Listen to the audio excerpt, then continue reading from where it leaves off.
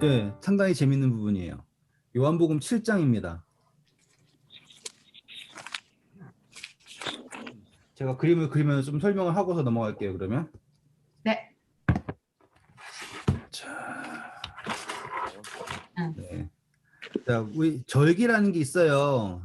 네. 이거는 에벌린 누님에게도 중요한 거니까는 제가 천천히 한번 해볼게요. 이 절기가 뭐냐면 이스라엘의 명절이에요. 명절이 이제 크게 세 개의 명절로 나뉘고, 그리고 그게 7개로 나뉘어요. 그래서 제일 처음에 무교절, 오순절, 그다음에 초막절, 유월절. 예? 예, 그렇게 할게요. 자, 요렇게 세 개예요. 이렇게. 그래가지고 요 세 개가 큰 테두리고요. 이 무교절 안에 이렇게 세 개가 들어가요. 그래가지고 6월절, 그 다음에 무교절, 그 다음에 초실절 이렇게 들어가고요. 오순절은 오순절이고요. 초막절에는 첫 번째 나팔절, 그 다음에 대속제일, 그리고 초막절 이렇게 돼요. 그래가지고 차근차근 할게요. 6월절, 무교절, 초신절, 오순절, 나팔절, 대속제일, 초막절 이렇게 해요.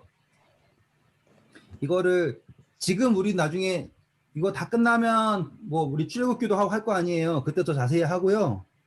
지금은 그냥 총 크게는 3개가 있고요.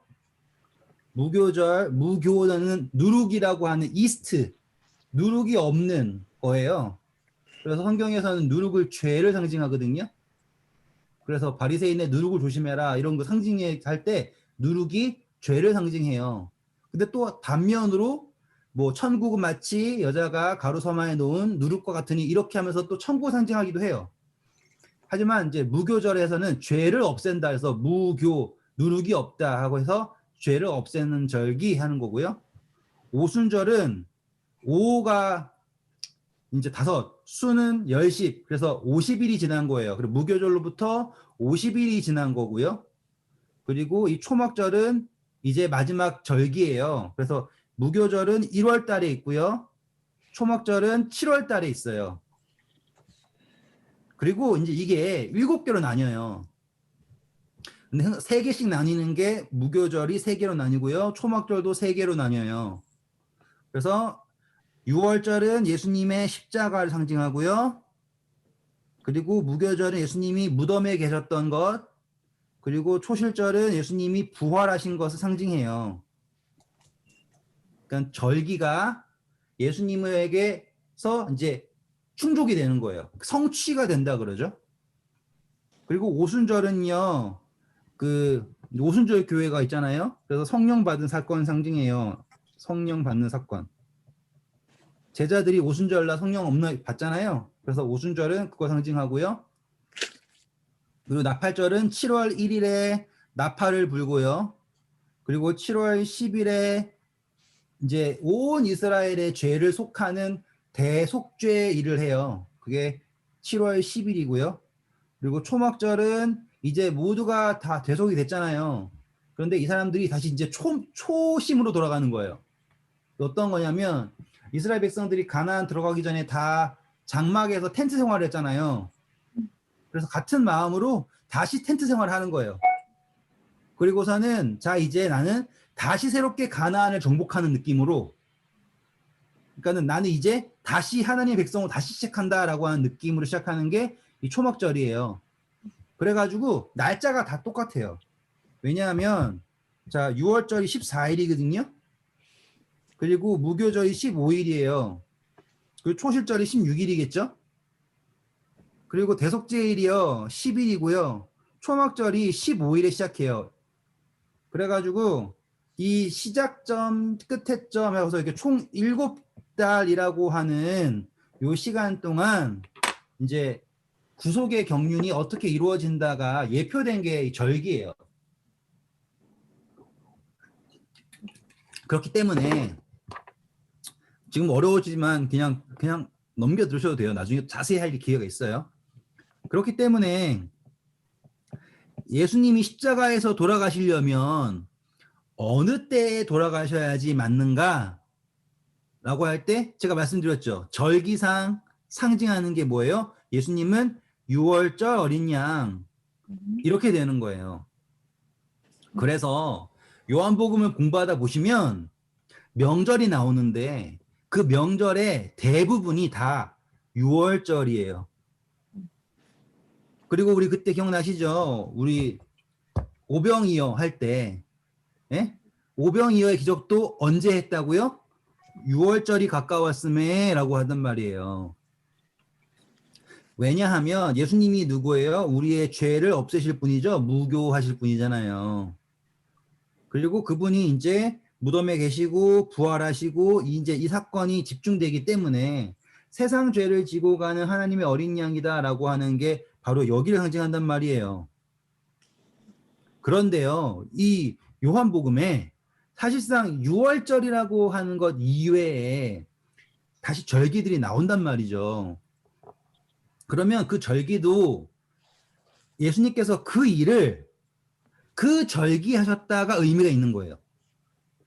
한 번만 더 얘기할게요. 예수님이 어떠한 일을 하시는 거는요, 그분 자유잖아요. 그리고 이렇게도 할 수 있고 저렇게도 할 수 있어요. 그런데 요한이 강조를 하는 거예요. 이 일은 언제 하셨냐? 그 절기에 하셨다라는 거를 강조하는 거예요. 그럼 우리는 그 강조된 점을 인지하고서 봐야겠죠? 네. 자, 그러면 7장은 이 일이 언제 시작됐는가를 알리고 시작을 해요. 자, 1절, 2절 읽어보세요. 후에 예수께서 갈릴리에 다니시고 유대에서 다니려 아니하심은 유대인들이 죽이려 함이로라. 유대 명절인 초막절이 가까운지라. 네, 자, 이제 그림을 보시면 딱 나와요. 지금 어디를 말하고 있다고요? 초막절을 말하고 있다예요. 그러면 우리는 벌써 월부터 나와요. 이 월이 뭐예요? 7월쯤이구나라는 것도 알아요. 그리고 이 초막절이라는 게 나팔절, 대속죄일, 초막절 요 세 가지를 다 포함해요. 그러니까는 7월 1일이 되기 전에 가야 돼요. 그래서 거기에서 쭉 체류를 하는 거예요. 혹은 먼 사람들은 못 가더라도 뭔 해야 되냐면 있는 곳에서 초막절은 지켜야 돼요. 그래서 15일부터 8일 동안 텐트에서 지내는 건 해야 돼요. 근데 지금 예수님이 어디로 간다라고 해요? 예루살렘을 간다라는 거잖아요. 그러면 이 말은 뭐냐면 초막절을 지키기 위해서 가신다라고 하는 거면 지금 이건 6월 말쯤인 거예요. 우리나라 6월 말 말고 유대력 6월 말쯤인 거예요. 여섯 번째 달 끝쯤인 거예요. 근데 이제 내용이 나왔죠? 그러면 예수님께서 앞으로 있을 일들을 언제 하신 거냐면 요 나팔절, 대속죄일, 초막절 요거까지를 다 포함하는 기간에 하셨다 이 말이에요. 그러면 우리가 지금 뭘 알 수 있냐면 자, 오순절은 성령 받은 거였죠. 나팔절은 대속죄일을 알리는 거예요. 그러면 대속죄일은 뭐예요? 모든 죄를 속하는 거였잖아요. 네. 그리고 초막절은 아까 말했잖아요. 다시 시작하는 거라고. 그러면 요 시점에 예수님께서 어디로 가시는가? 예루살렘으로 가신다. 그런데 예수님이 뭘 하셨냐면 자, 3절 보시면 형제들이 예수님을 막 뭐라 그러죠. 그랬더니만 당신이 만약에 하나님의 아들이면은 숨어서 다니지 말고 나타내라. 근데 5절 보시면 왜 그랬다 그러나요? 형제들도 예수를 믿지 아니하미로라. 네. 정말 슬픈 거는요. 이때가 예수님의 공생의 마지막 즈음이에요. 왜냐하면 이 초막절이 끝나고 나서 예수님은 그 다음 6월절에 돌아가시는 거예요. 아시겠나요? 1년에 6월절이 한 번 있고, 그쵸? 초막절이 한 번 있잖아요. 그리고 이제 예수님이 이 일 이후에 요한복음 보시잖아요. 그러면 다른 명절이 안 나와요. 그리고 이 명절 다음에 나오는 명절은 예수님이 돌아가셔야 되는 6월절인 거예요. 이제 이해가 되시겠죠? 그러면 이 시점까지 예수님이 누구도 설득 못 시켰다예요? 형제. 그럼 얼마나 슬픈지 아시겠죠? 네. 그러니까 예수님이 모든 능력을 다 가지신 분이지만 지금 누구조차 형제들조차 예수님을 믿지 않고 있는 상황. 그러니까 예수님이 얼마나 고통받고 계셨는가를 느끼셔야 해요.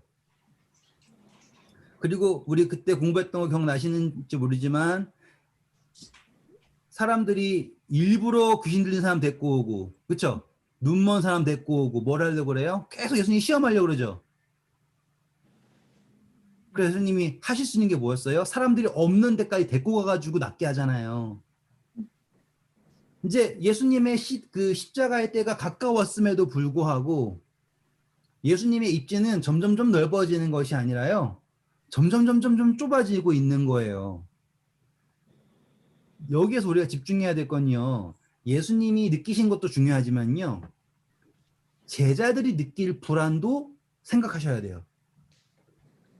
제자들이 원래는 엄청나게 많았는데 오병이어의 사건 이후에 그렇죠? 내가 하늘로부터 산 떡이다라고 하니까는 제자들 중에 대부분이 떠나가죠. 다시는 함께 안 한다 그러죠. 그리고 7장 어찌 시작합니까? 예수님이 유대로 안 내려오세요. 왜요? 유대에 있는 사람들이 다 예수님 뭐 하려고 그런다고요? 예수님을 죽이려고 그런다고요. 그러니까 예수님의 입지가 점점 줄어들고 있는 거예요. 그리고 그분의 마지막이 가까웠죠. 왜? 이 초막절 이후에는 뭐예요? 예수님의 마지막 6월절이에요. 근데 지금 형제들이 뭐라 그래요? 당신을 드러내라, 나타내라 라고 한단 말이에요. 근데 예수님이 뭐라고 합니까? 내 때는 아직 이르지 않았다. 네. 자, 예수님이 왜 그러셨는가예요. 지금 이 형제들이 예수님한테 너 왜 여기 있어? 나 가. 이렇게 하는 이유가 뭔지 아세요? 형제들도 유대에 가면 예수님을 사람들이 다 죽이려고 그런다는 거 알아요. 그러니까 형제들의 의도는 뭐예요? 너가 해봐, 한번 해봐. 가서 네가 사나 보자. 가서 너 죽어봐. 이런 느낌으로 가라는 거였어요. 그러니까 예수님이 말씀하신 게 뭐예요? 나의 때는 준비되지 않았다. 아직 안 되었다라고 하는 건 뭐예요? 그분이 안 갈래 하고서는 페이크 친 다음에 거짓말 하고서는 나중에 몰래 간 게 아니라요. 그분이 대답하신 것은 그분의 죽음의 때가 6월절이잖아요. 그래서 지금 이 초막절은 자신의 때가 아니다라고 말씀한 거지. 형제들한테 안 갈래 하고서 거짓말 치고선 나중에 가신 게 아니라고요. 여기까지 따라오시겠죠? 네. 이 문장을 그냥 읽으면 예수님이 거짓말한 것처럼 보이잖아요. 네. 그게 아니라 예수님은 자신의 때가 언제이다라는 걸 알고 계시죠. 똑같은 이야기를 예수님이 언제 하셨어요? 가나의 혼인잔치에서 엄마가 물어보니까 아직 나의 때가 이르지 않았습니다 라고 말씀하셨잖아요. 그래서 예수님은 지금 여기서 거짓말한 게 아닙니다.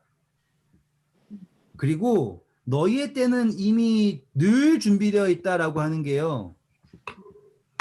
저는 이게 너무너무 감동적이에요. 이거를요.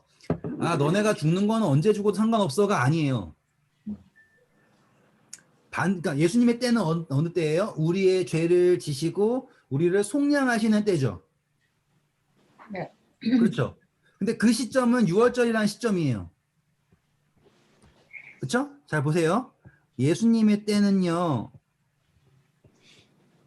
속량이라고 하는 대속이라고 하는 시점이에요. 이건 뭐예요? 십자가죠. 그때 이루시는 구원이에요. 근데요, 우리의 구원의 때는요, 예수님 뭐라고 그러시는 거예요? 언제나. 늘 준비되어 있다. 네. 그러니까 이거는요, 감동인 거예요. 너네 언제든 가서 죽어봐라. 상관없다. 이게 아니라 우리는요, 예수님의 이 때에 있음으로 인해서 우리의 때는요, 항상 준비되어 있다라는 거예요. 너무너무 감동적이지 않아요? 자, 그래가지고요, 너희의 때는 늘 예수님이 뭐라 한다? 너의 구원은 언제나 준비되어 있다. 그럼 지금 영접하면 구원이에요. 자, 그런 다음에 7절 보시면 세상이 너희를 미워하지 아니하되 라고 하죠. 우리가 그전 읽었던 거랑 비교해 보면 사람 반대. 세상이 너희를 미워하면 세상 의를 위하여 핍박받는 자는 복이 있나니 라고 하죠. 네. 지금 예수님께서 말씀하시는 거예요. 그리고 예수님이 지금 뭘 하시기 때문이다 라고 하면 나옵니까? 세상의 일을 악하다고 하시기 때문에. 네, 됐어요. 자, 요걸로 이제 앞에 이야기가 나와요. 이제 그 후반 이야기는 아시겠죠? 예수님이 거짓말 하신 게 아니에요. 그분의 때를 말한 거고요. 우리의 구원의 때를 말씀하신 거고요. 그리고 명절에 올라가십니다. 그 명절은 무엇이다? 초막절. 초막절은 무엇이다? 대속죄의 일이 끝난다. 그리고 새로운 시작이다. 이거죠. 자, 그래서 예수님 가셨는데 사람들이 예수님을 죽이려고 그러죠. 근데 죽일 수 있습니까? 없습니까? 없어요. 없죠. 자, 14절 보세요. 이미 읽어주세요. 명절의 중간이 되어 예수께서 성전에 올라가사 가르치시니. 감사합니다. 자, 명절의 중간. 자, 명절의 중간. 여기에 명절의 중간일 수도 있고요. 예? 이 명절의 중간일 수도 있어요. 네. 근데 중요한 것은 예수님께서 뭐 하시고 있다요? 가르치신다. 근데 뭘 가르치셨습니까? 16절부터 18절까지 읽어주세요. 예수께서 대답하여 이르시되 내 교훈은 내 것이 아니요 나를 보내신 이의 것이라. 사람이 하나님의 뜻을 행하려 하면 이 교훈이 하나님께로부터 왔는지 내가 스스로 말함인지 알리라. 스스로 말하는 자는 자기 영광만 구하되 보내신 이의 영광을 구하는 자는 참되니 그 속에 불의가 없느니라. 네, 감사합니다. 자, 여기에서 예수님께서 선포하신 건 뭡니까? 하나님의 뜻을 행하러 왔다. 우리가 전에 했던 모든 이야기를 다 통틀어서 말씀하시는 결론이 여기에 나와요. 자, 그리고서는 제가 이거 좀 스킵하고 넘어갈 거예요. 이따 다시 돌아올 거지만. 그리고 나서는 보시면 25절 보세요. 예루살렘 사람 중에서 어떤 사람이 말하되 이는 그들이 죽이고자 하는 그 사람이 아니냐? 자, 그런 사람들이 안 잡죠. 네. 사람들 27절 뭐라고 합니까? 그러나 우리는 이 사람이 어디서 왔는지 아노라. 그리스도께서 오실 때에는 어디서 오시는지 아는 자가 없으리라 하는지라. 자, 그런 사람들이 예수님을 잡으려고 그러는데 이제 예수님이 메시아가 아니라고 하는 핑계가 뭐밖에 없어요, 지금? 어디서 오시는지 아는 자가 없는데 아는 것. 네. 근데 사실상 예수님은 베들레헴에서 태어난다, 나사렛 사람이다, 이거 다 있잖아요. 네. 그런데 지금 부인할 수 있는 게 뭐밖에 안 남았어요? 요거밖에 안 남았대요. 어디서부터 오는지 모른다 정도밖에 없는 거예요. 다시 말하면 예수님에 대해서 더 이상 핑계할 수 없는 거죠. 31절 보세요. 아니, 30절, 31절이요. 그들이 예수를 잡고자 하나 손을 대는 자가 없으니 이는 그의 때가 아직 이르지 아니하였음이로라. 무리 중에 많은 사람이 예수를 믿고 말하되 그리스도께서 오실지라도 그 행하실 표적이 이 사람이 행한 것보다 더 많으랴 하니. 자, 이제는 더 이상 예수님이 메시아가 아니다라고 논쟁할 수 있는 상태가 안 돼 버렸어요. 왜? 예수님께서 하시는 게 너무나 분명하기 때문에. 그러니까는 맥시멈이 찼어요. 남은 건 뭐냐면 그래야 그냥 싫은 거예요. 항상. 그렇죠? 자, 이제 37절. 명절 끝날 곧 큰 날에 예수께서 서서 외쳐 이르시되. 감사합니다. 거기까지만 할게요. 이거 나중에 또 할 거예요. 자, 명절 끝날 그림 봐보세요. 명절 끝날은요, 초막절날 8째 안식일이에요. 이거는 모든 것이 성취돼서 새로운 시작. 그때 숫자 공부하는 거 기억나시죠? 그래가지고 이 초막절 안식일은요, 이 7개 절기가 다 끝난 여기에서 예수님의 선포인 거예요. 그러니까 어마어마한 선포인 거예요. 그렇게 하셨는데 사람들이 뭐라 그러는지 보세요. 49절 보세요. 율법을 알지 못하는 이 무리는 저주를 받은 자로다. 사람들이 안 믿죠. 52절 보세요. 그들이 대답하여 이르되 너도 갈릴리에서 왔느냐? 찾아보라. 갈릴리에서는 선지자가 나지 못하느니라 하였더라. 감사합니다. 자, 예수님이 모든 걸 다 해도 뭐 때문에 안 되는데요? 갈릴리에서. 네. 논리가 어떻습니까? 엄청 치졸하죠. 그러니까 더 이상 논쟁할 수 없을 만큼 가버렸어요. 뭐 때문에 안 된다? 갈릴리 출신이기 때문에 선지자 아니다. 이런 식인 거예요. 지금 초막절이라고 하는 게 쭉 와서 여기서 모든 게 성취됐죠. 그리고 예수님이 어마어마한 선포를 하세요. 우리가 내일 공부할 거예요. 하셨는데 사람들이 뭐 한다? 뭐 한다? 합니다. 사람들이 안 믿어요. 그렇죠? 믿는 사람도 있지만 안 믿어요. 그런데 이 안 믿는데 이 사람들이 어떻게 하는지가 오늘 해야 될 일이에요. 자, 이제 53절부터 시작하면 됩니다. 53절 읽어보세요. 다 각각 집으로 돌아가고 네. 그 다음부터 8장 1절. 예수는 감람산으로 가시니라. 아침에 다시 성전으로 들어오시니 백성이 다 나오는지라. 앉아서 그들을 가르치시더니. 감사합니다. 자, 여기까지 이제 시작하는 거예요. 지금 보세요. 이 초막절까지 다 끝났죠. 그러면은 이 사람들은 새로운 시작이에요. 그리고 이 성경 내용 보시면 연속적이죠. 네. 예? 그렇다는 거는 그 다음날 아침이에요. 그 다음날 아침에 예수님이 성전으로 다시 돌아오셔가지고 예수님 어저께 어디 계셨어요? 감람산에 계셨죠. 네. 그리고 어디로 오셨어요? 성전으로 오셨어요. 그런데 자 3절 읽어주세요. 서기관들과 바리새인들이 음행 중에 잡힌 여자를 끌고 와서 가운데 세우고. 네. 우와. 왜 재밌는가? 7장 45절 봐보세요. 아랫사람들이 대제사장들과 바리새인들에게 오니 그들이 묻되 어찌하여 잡아오지 아니하였느냐. 자, 지금 어저께 대제사장들 비롯해서요 바리새인들 무리가 다 모여가지고 뭘 하려고 그랬어요?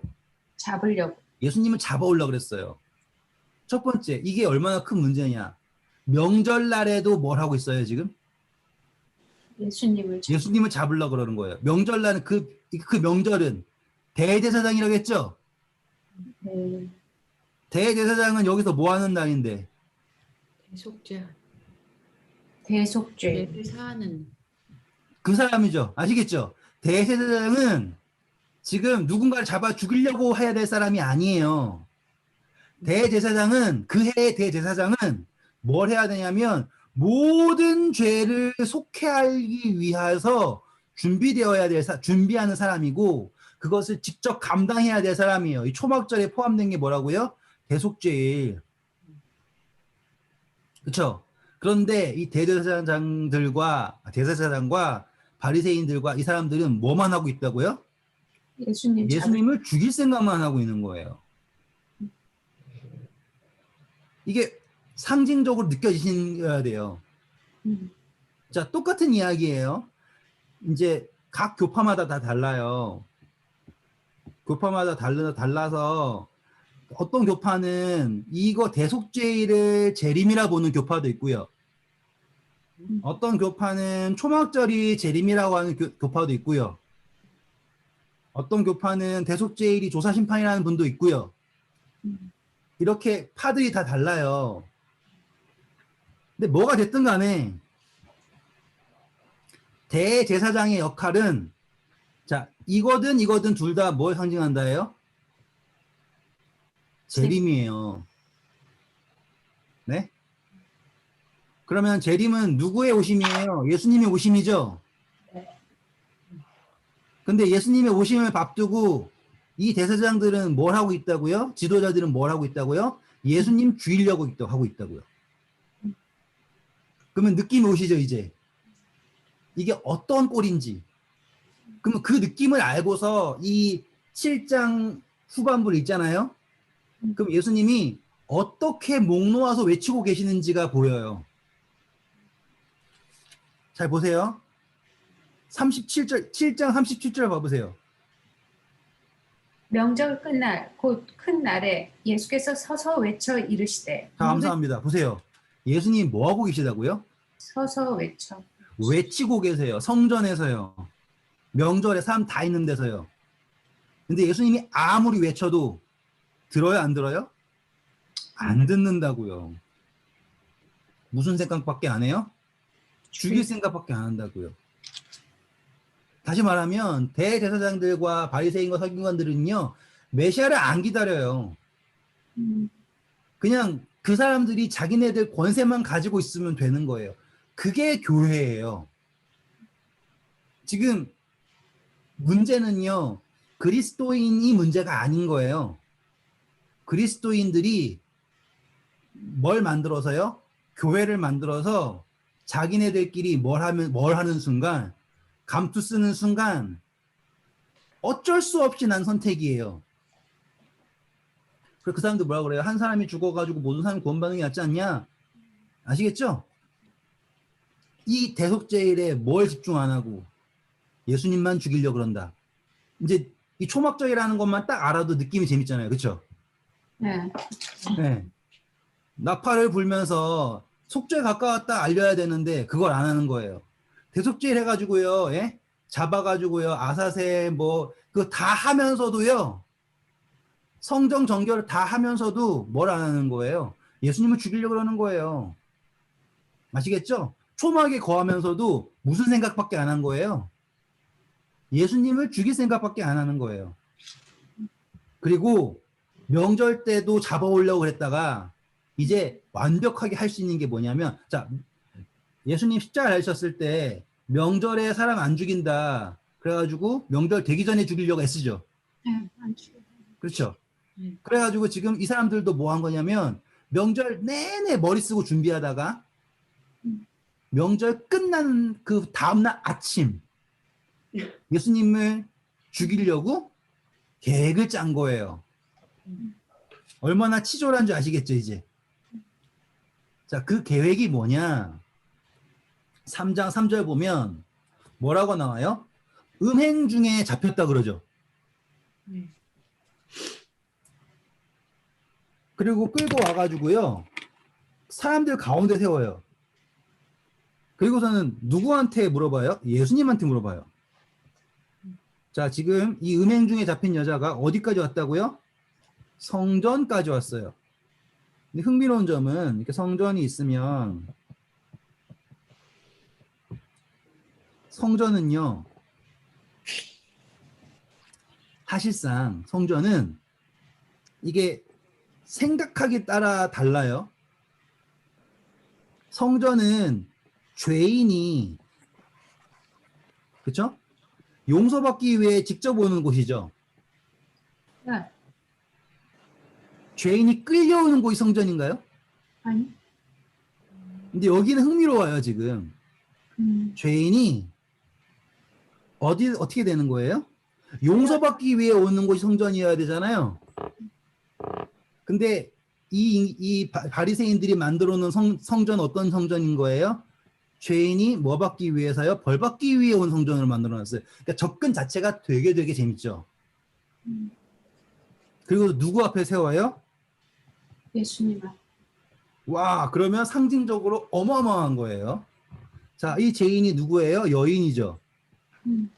자, 여자는 성전에서 상징이 뭐예요? 교회죠. 그러면 뭐예요? 그리스도인이죠. 네. 사실상 성전에서 예수님을 만난다는 것은 뭘 하기 위해 만나는 건데 죄인이 용서받기 위해서 오는 것이죠. 네. 그런데 바리새인들은 그리스도인들을 예수님한테 끌어놔서 뭘 하는 대로 만들었어요? 심판받는 대로 만들었죠. 엄청 흥미롭지 않아요? 우리가 재림을 어떻게 배웠어요? 용서. 심판. 그쵸? 되게 이상하지 않아요? 분명히 성전은 죄인이 용서받기 위해 오는 곳이에요. 예수님 앞에 나아간다라고 하는 것은 용서받기 위해서 나아가는 것인데 누가 끌고 오니까?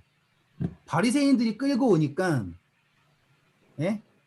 성전이 어떤 곳으로 변질되는 거예요? 벌 받는 곳으로 변질된 거예요. 정말로 공교롭게도요. 지금 오늘날의 교회가 그래요. 제가 지금 뭐 누군가를 반역을 일으키고 그러는 개념이 아니에요. 저도 교인이고요. 그리스도인이고요. 근데 신기하게도 제가 어려서 배운 교회라고 하는 건요. 혼나러 가는 데예요. 용서받고요. 위안받는 곳이 아니에요. 가면은요. 발개 벗겨져 가지고요. 채찍질 맞아야 될 곳인 거예요. 그러니까 그러니까 내가 나아간 예수님이 있는 데가 아니라요. 그러니까 제 경험이에요. 엄마 아빠한테 코 끌려간 예수님 있죠? 그러니까 가면 힘들어요. 지금 이 8장에서 바라보셔야 될 게 지금 예수님 앞이 어떠한 곳입니까? 성전이라는 곳이 어떠한 곳이 되어야 합니까? 이건 거예요. 근데 흥미로운 점은 또 더 나아가면요. 이 일이 언제 있었냐예요. 자, 이 여자는요. 음행 중에 잡혔대요. 이게 얼마나 큰 문제인지 설명해 드릴게요. 지금 이거는 무슨 일이 끝났냐면요. 대속죄라는 게 끝난 거예요. 자, 대속죄의 상징은 뭐냐면요. 대속죄까지 죄를 범하잖아요. 회개하지 않잖아요. 그러면 이스라엘 자손에서 끊겨요. 이게 대속죄의 의미예요. 그래서 대속죄일에는요. 부지 중에 지은 죄, 그 모든 것까지 용서한다라고 하는 게 대속죄예요. 다시 말하면 대속죄까지 모든 죄를 들고 나가야 돼요. 그리고 초막절이 끝나잖아요. 그러면 어떤 의미여야 되냐면 새로운 시작을 해야 되는 거예요. 의인은 아니지만 의인이다, 하나님 백성이다 라고 거듭났다라고 칭함을 받고 시작하는 게 이 초막절 다음 날이에요. 그런데 그 다음 날 뭐 했대요? 음행했대요. 그러면 뭡니까? 그러면은 대속죄일이라고 하는 거에 대한 용서도 다 의미가 없어요. 근데 이거를 잘 생각하셔야 돼요. 이 장면이 어떻게 웃긴지. 자, 4절부터 6절까지 읽어주세요. 예수께 말하되 선생이여 이 여자가 간음하다가 현장에서 잡혔나이다. 모세는 율법에 이런 여자를 돌로 치라 명하였거니와 선생은 어떻게 말하겠나이까. 그들이 이렇게 고발함은 고발할 조건을 얻고자 하여 예수를 시험합니다. 예수께서 몸으로 굽히사 손가락 아니요, 거기까지만 할게요. 감사합니다. 이게요, 얼마나 치졸한지 잘 보세요. 자, 음행하면서 어떻게 됐대요? 현장에 잡혔대죠. 네. 현장에서 잡혔대요. 현장범이래요. 그러면 현장에서요, 잡혀서 왔어요. 그러면 모세의 율법은 뭐라 그럴까요? 신명기 가보세요. 22장 23절, 24절 읽어주세요. 현자에서 다지.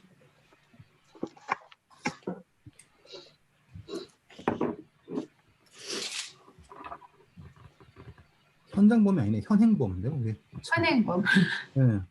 처녀인 여자가 남자와 약혼한 후에 어떤 남자가 그들 성읍 중에 만나 동침하면 너희는 그들을 둘 다 성읍 문으로 끌어내고 그들을 돌로 쳐 죽일 것이니 그 처녀는 성 안에 있으면서도 소리 지르지 아니하였으며 그 남자는 이웃의 아내를 욕보였습니다. 너는 이같이 하여 너희 가운데 악을 제할지라. 네, 이게 그 간음한 사람들에 대한 법이에요. 그래서 그러니까는 빈 들에서 하잖아요. 그럼 여자는 용서해줘요. 근데 성 안에서 하잖아요. 그러면은 그 여자는 죽어요. 왜? 소리를 안 질렀기 때문에. 이게 참 지금 시대에 이거 법 갖다 놓으면은 난리 나겠죠. 안 그래도 미투가 성하는데. 근데 이것도 이제 다 상징이 있어요. 근데 여기에서의 핵심은 뭐냐면 음행이에요. 음행. 제가 얼마나 법을 그동안 공부 안 했으면 현장범이래. 세상에 진짜 현행범. 자, 이걸 하면은 이제 돌을 맞아야 돼요. 돌로 치라 하고 한다고요. 네. 그런데 이거는요, 어디에 누군가를 데리고 가서 치는 게 아니에요. 그 자리에서. 네, 거기에서 하는 거예요. 근데 지금 성 안으로 데리고 왔죠. 근데 신명기 보시면 항상 음행의 현행범은요, 2명이. 2명이어야 돼요. 그러니까 둘 다 음부가 있어야 돼요. 한자로 다 똑같아요. 음부. 2명이어야 된다 이거예요. 근데 여기에서는 여자가 몇 명밖에 현행범이 누구밖에 없다고요? 여자밖에 없어요. 이게 여기 이 이야기의 핵심인 거예요.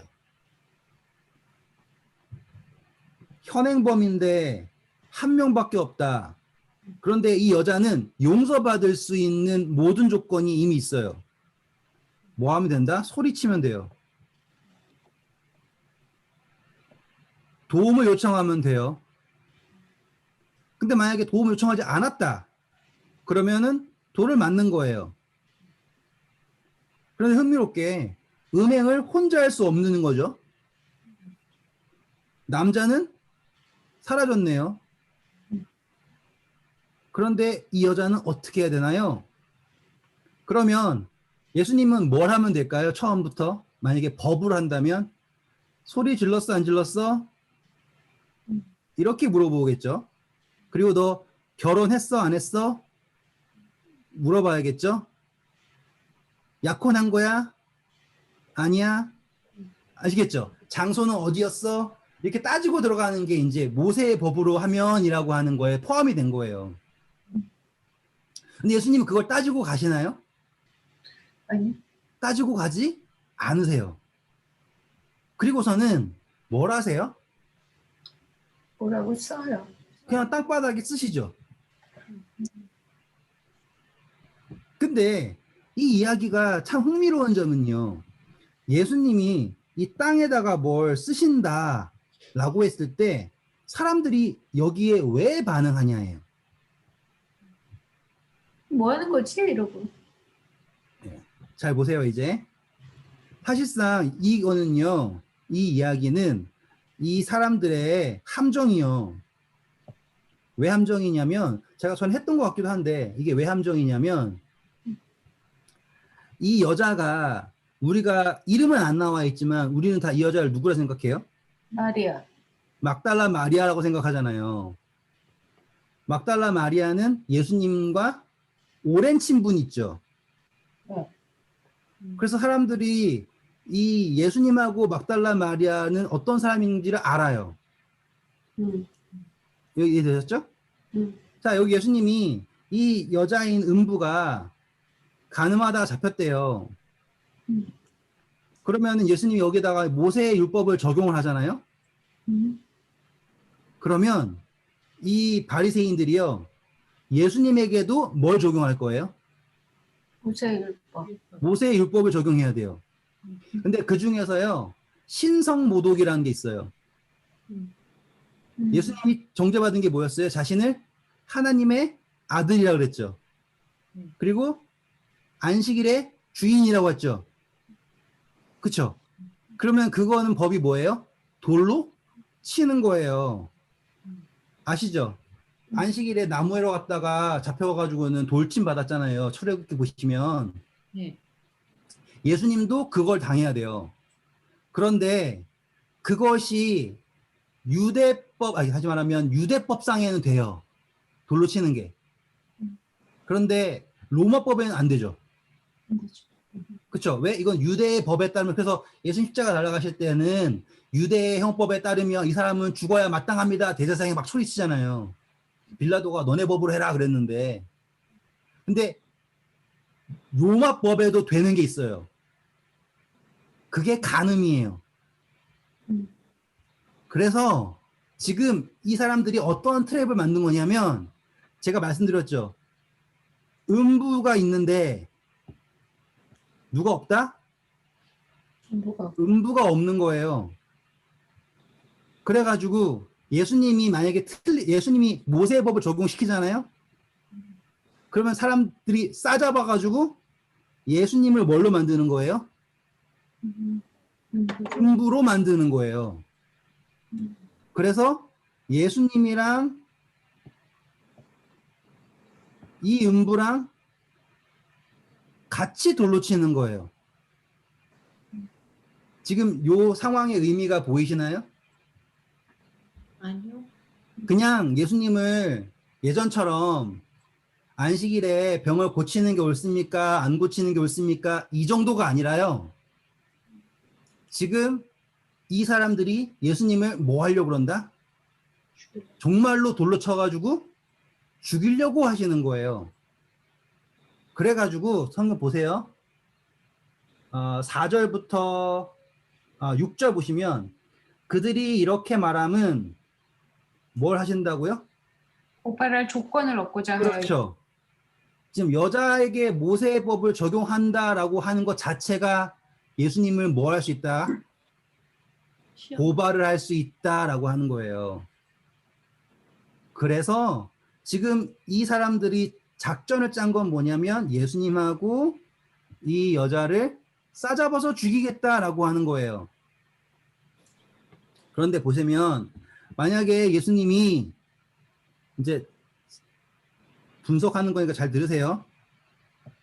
만약에 예수님이요 모세의 법을 적용할 필요가 없다라고 하면 예수님은 뭐예요? 안 되는 거죠. 그렇죠. 유대인의 하나님의 법을 따르지 않는 사람이죠. 그렇죠? 그리고 유대인의 법을 적용을 한다라고 하잖아요. 그러면 그 적용이 그러니까 모세의 법을 적용한다라고 나오잖아요. 그러면 그건 당연히 누구에게로 간다고요? 너도 그럼 예수님에게로 간다 그러고요. 그리고 이 이야기가 종결되는 거는 둘 다 죽는 거예요. 예수님은 뭘로 죽고요? 신성모독으로 죽고, 이 여자는 뭐로 죽고요? 안통. 음행으로 죽고, 증인은 누구고요? 바리새인들이 증인이고요. 아시겠죠? 그래서 두세 사람의 증인이면 누가 죽어요. 기억나시죠? 이세벨이 아합이 나봇의 그 포도원을 갖고 싶었는데 안 되니까는 뭐해요? 이세벨이 거기에 불량배드 시켜가지고 포도원 주인 나봇이 이상한 짓 했다. 신성 왕을 무시하고 하나님 욕했다. 이세벨 솔직히 바알 섬기는 사람인데 그 사람을 뭘로 죽여요? 하나님은 모욕했다라고 죽이잖아요. 똑같은 방법이 여기에 적용이 된다란 말이에요, 지금. 여기까지 따라오셨죠? 자, 그래서 이제 예수님이 이거를 어떻게 대응하시나 보세요. 예수님 몸을 굽혀가지고요, 손가락으로 땅에 쓰시죠. 자, 이 손가락으로 땅에 쓰는 건 우리가 익히 아는 메네메네 테케고바르신 아시죠? 달아보니 부족하다라고 하는 거. 성경에 나오는 거예요. 손가락 쓰신 거. 또 성경에 나온 것도 어디 있어요? 십계명. 하나님의 손가락이 쓰셨죠. 그렇죠? 자, 잘 보시면 똑같아요. 메네메네 테케 우바르신이라고 했잖아요. 근데 다니엘서 보시면 사람들이 그 뜻을 알고 무서워해요? 그냥 무서워요. 그렇죠. 뜻을 알고, 그러니까 다시 말하면 글을 썼다. 글의 내용이 중요한가요? 그게 내용이 아니에요. 그 글 자체가 느껴지니까 이렇게 두려움으로 나타난 거예요. 다시 한번 말씀드릴게요. 그 글의 내용이 십계명이다, 뭐다, 이게 중요한 게 아니에요. 메네메네 되게 우바라시네라고 하는 글자가 무슨 뜻인지도 몰라요. 하지만 그들에게 그것이 넓적다리가 녹을 듯이 두렵게 됐죠. 왕이건 고관의 모든 불문하고 그 글 자체가 뭐였어요? 두려움이었어요. 왜? 자신의 속에 있는 그 모든 것이 뭐하니까? 발가벗긴 것처럼 드러나 버리니까. 근데 그게 그때는 이렇게 약간 귀신처럼 손가락이 막 써서 무서웠던 거 아니에요? 그렇게도 생각하실 수 있을 거예요. 네. 손가락에 글을 썼다가 저는 포인트로 생각하지 않고요. 그 글이 무엇인가가 포인트라고 저는 생각한 거예요. 왜냐하면 그 글자라고 하는 거가 잘 보세요. 십계명이요. 글로만 나타나잖아요. 그러면 사람들이 그걸 어떻게 판단할 것 같아요? 유대인처럼 봐요. 그렇지. 십계명을 사람들이 두려워하나요? 안 두려워하잖아요. 어떻게든 비켜나가려고 하잖아요. 그런데 그 십계명이 하나님의 손으로 쓰여진 십계명이잖아요. 그러면은 비켜나갈 수가 없어요. 그것 자체가 우리에게 말하니까요. 지금 예수님께서 쓰신 건요, 그 내용이 중요한 게 아니라요, 그 내용이 아니라 그 글이 선포하는 의미가 중요한 거예요. 그리고 그 글이 드러낸 것은 무엇이냐면, 지금 나는 의인이고 너는 죄인이라고 하는 그 접근으로 막 목 졸라 가던 그 사람들에게 너희 중에 죄 없는 자가 먼저 돌로 치라라고 했다라는 것. 거기에서 이 글이 선포하는 것은 무엇이다? 죄. 너희의 죄됨, 그들의 죄됨이 확연하게 드러나는, 아시죠? 그 두려움이 드러나는 그 글이었다 이 말이에요. 그랬더니 7절 보세요. 그들이 묻기를 맞지 아니하는지라 이에 일어나 이르시되 너희 중에 죄 없는 자가 먼저 돌로 치라 하시고 네, 감사합니다. 그리고 8절 보시면, 그들이 이 말씀을 듣고 양심의 가책을 느껴 어른으로 아니요, 시작 8절. 다시 몸을 굽혀 손가락으로 땅에 쓰시니 그렇죠. 다시 한번 쓰시기 시작을 하는 거예요. 그때 그들이 깨달은 건 뭐예요? 너희 중에 죄 없는 자가 돌로 쳐라 라고 했고, 다시 글을 쓸 때 그들의 입장에서는 뭐가 드러나는 거와 똑같다고요? 양심. 이게 드러나는 거랑 똑같은 거예요. 자, 이거랑 연결시킬 건요, 우리 바벨탑도 연결시킬 수 있어요. 바벨탑. 바벨탑에서 원래는 언어가 하나였죠. 그런데 갈라져가지고 못 알아본 거죠. 갈라져가지고 못 알아들은 거예요. 지금 글도요, 의미죠. 말도 의미고요. 글도 의미예요. 근데 그분이 쓴 것이 어떤 건지 모르지만 어떠한 필터를 통하면 그 의미가 전달되는 거예요. 똑같이 언어가 하나잖아요. 그런데 지금 그 필터가 딱 사라지니까 갈라진 거잖아요. 글도 똑같다 이거예요. 예수님께서 어떤 선포를 딱 하시고요. 다시 그걸 쓰자고 할 때 그 사람들이 느낀 게 뭐냐면 너희 중에 죄 없는 자가 먼저 치라 하고 다시 쓰시기 시작할 때 그들은 그것을 무엇으로 느꼈냐? 그들의 죄가 드러나는 것으로 느꼈다라고 생각하시면 되는 거예요. 정말 저 몇 월 며칠 몇 시에 네가 뭐 했지 이런 게 아니라요. 한 글자만 쓰셔도 그것이 빵 들어오는 느낌으로요. 자, 9절부터 읽어주세요. 그들이 이 말씀을 듣고 양심의 가책을 느껴 어른으로 시작하여 젊은이까지 하나씩 하나씩 나가고 오직 예수와 그 가운데 섰는 여자만 남았더라. 예수께서 일어나사 여자 외에 아무도 없는 것을 보시고 이르시되 여자여 너를 고발하던 그들이 어디 있느냐? 너를 정죄한 자가 없느냐? 대답하되 주여 없나이다. 예수께서 이르시되 나도 너를 정죄하지 아니하노니 가서 다시는 죄를 범하지 말라 하시니라. 감사합니다. 자, 이제 정말 급하게도 결론에 왔어요. 이 결론은요, 제가 생각했을 때는 성경에서 가장 아름다운 결론이라고 생각을 해요.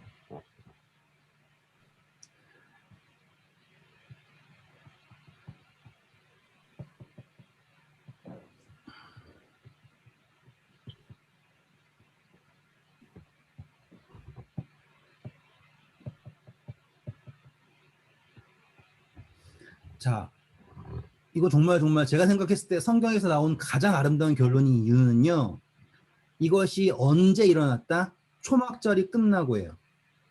아시겠죠? 초막절이 끝나고. 자, 그러면 저는요, 이거 어떻게 받아들이냐면, 우리가 예수님의 대속 끝나고, 이제 하늘나라에 갔어요. 그쵸?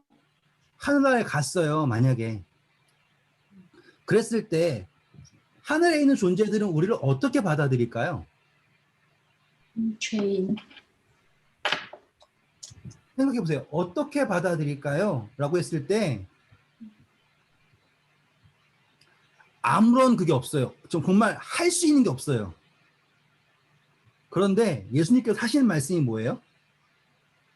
나도 너를 정죄하지 않으니. 그렇죠. 그게 포인트인 거예요. 이 여자가 달라졌나요? 이 여자는 똑같은 여자예요.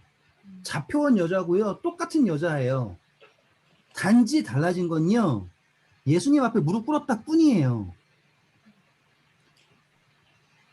사람들이 데리고 왔을 때는요, 사람들 앞에서는 아시겠죠? 예수님 이외에 사람들 앞에서요, 그 수많은 인간들 앞에서의 이 여자는요, 부인할 수 없는 죄인, 현행범 아시죠? 부인할 수 없는 죄인. 그런데 예수님 앞에서는 뭐 하지 않는다? 내가 너를 정죄하지 않는다. 그 차이예요. 그러니까 여자는 달라진 게 없어요. 이 심판이라는 게 뭔지 아시겠어요, 이제 그러면? 어마어마한 차이예요. 사람들이, 바리새인들이 주장하는 심판은 뭐예요? 여자 돌로 쳐 죽여야 돼요. 근데 예수님이 말씀하신 심판은 뭐예요? 결론이 완전 다르잖아요. 정말로 예수님 말씀하신 심판은 정말로 성전이 말하는 심판이에요. 예수님의 재림 역시 같은 심판이라니까요. 우리가 예수님의 재림을 갈급하는 이유가 뭔지 아세요? 그분 앞에 무릎을 꿇었을 때 그분이 나에게 나도 너를 정죄하지 아니하노니 가서 다시는 죄를 범하지 말라라고 하는 그 말씀을 듣기 위해서 재림을 기다리는 거지. 예? 어떻게든 그 전에 좀 잘해봐가지고는 야, 널 봤는데 너 착한 놈이더라 이 얘기를 들으려고 하는 게 아니라니까요. 내가 지금 재림을 갈급하는 이유는 오로지 이 성경, 이 말씀 때문인 거예요. 저는 그래서 이 성경, 이 이야기가 정말로 성경에서 가장 아름다운 이야기로 좀 믿어요. 이 여자는 달라진 게 아무것도 없어요. 그 수많은 절기들부터 모든 것들에서 다 달라진 게 없어요. 다 끌려왔을 때 정말 초라하고요. 한마디도 뻥끗할 수 없던 여자라니까요. 자신을 변호할 수도 없었다니까요. 아니, 저 소위쳤다니까요. 아니면 혹은 뭐, 이거는 들에서 일어났던 거예요. 뭐 혹은 뭐, 이렇게 할 수도 없다는 거예요. 그냥 현장에 잡힌 현행범. 재림 때에요. 우리의 모습이 딱 이런 모습일 거라고요. 아시겠죠? 이거는요, 우리 스가랴서에 나온 이야기가 똑같아요. 했었으니까 그 스가랴서 대제사장 여호수아가 엄청 더러운 옷을 입고 있잖아요. 그랬더니 사단이 막 뭐라 하죠. 그냥 볼게요. 제가 지금 너무 시간 쫓기고 있는데 그러지 않을게요. 천천히 할게요. 자, 가겠습니다. 스가랴서 3장 1절부터 5절까지 읽어주시면 돼요. 구약 1315페이지. 대제사장 여호수아는 여호와의 천사 앞에 섰고 사탄은 그의 오른쪽에 서서 그를 대적하는 것을 여호와께서 내게 보이시니라. 여호와께서 사탄에게 이르시되 사탄아 여호와께서 너를 책망하노라. 예루살렘을 택한 여호와께서 너를 책망하노라. 이는 불에서 꺼낸 그을린 나무가 아니냐 하실 때 여호수아가 더러운 옷을 입고 천사 앞에 섰는지라. 여호와께서 자기 앞에 선 자들에게 명령하사 그 더러운 옷을 벗기라 하시고 또 여호수아에게 이르시되 내가 내 죄악을 제거하여 버렸으니 내게 아름다운 옷을 입히리라 하시기로 내가 말하되 정결한 관을 그의 머리에 씌우소서 하매 곧 정결한 관을 그의 머리에 씌우며 옷을 입히고 여호와의 천사는 곁에 섰더라. 아멘. 요 이야기인 거예요. 심판이라는 것은 정말로 우리가 생각하는 것과는 전혀 다른 이야기예요. 우리가 예수님 재림하실 때까지 전까지 엄청나게 달라져야 돼요. 우리는 변해야 되고요. 우리가 정결해져야 되고요. 막 이게 있잖아요. 그게 틀린 이야기는 아니거든요. 하지만 맞는 이야기도 아니에요. 착각하시면 안 돼요. 정말로 우리가 변해야죠. 그건 맞는 이야기예요. 그러니까 틀린 이야기가 아니에요. 하지만 맞는 이야기가 아니라고요. 네. 아시겠죠? 정말로 우리가 의인인 척 그런 게 아니에요. 우리는 그냥 있는 그대로 가야 돼요. 그리고 변화시키는 것은요, 그분이 우리의 삶에서요, 우리가 예수님 안에서 거듭난다고 하잖아요. 그러면 자연스럽게 되는 거예요. 그분이 허락하신 만큼. 중요한 것은 정말로 변명할 수 없는 죄인인 우리가 그분의 심판을 갈망해야 된다. 그걸 좀 아셔야 돼요. 재림은 그 누구보다 우리가 갈망해야 할 순간이에요. 아시겠죠? 정말로 저는 성경에서 이 장면이 가장 아름다워요. 오늘 제가 빈말이 아니에요. 한번 다시 읽어보시고요. 이 여자가 자신을 변호할 필요가 있었나요? 못했죠. 아예. 할 필요도 없어요. 우리는 엄청나게 많은 핑계를 만들잖아요. 이래서 그랬어, 저래서 그랬어, 그래서 어쩔 수 없었어, 이젠 안 그래야지 하잖아요. 그거 말고요. 그것도 아니에요. 예수님은요, 그것도 안 물어보시죠. 왜 그랬어도 없어요. 네. 저는 이 여자가 막달라 마리아다라는 기록은 없어요. 하지만 저는 이 여자가 막달라 마리아라고 믿어요. 그랬을 때 그녀는 아무런 제자들 다 도망치고요. 아시죠? 다 떠나가도 끝까지 죽을 때까지 예수님 앞으로 달려갔던 여자. 아시죠? 그 한 명, 이 여자예요. 그분의 무릎 앞에 꼭 한번 묵상해 보시고 주무세요. 좋은 밤 되세요. 감사합니다. 네.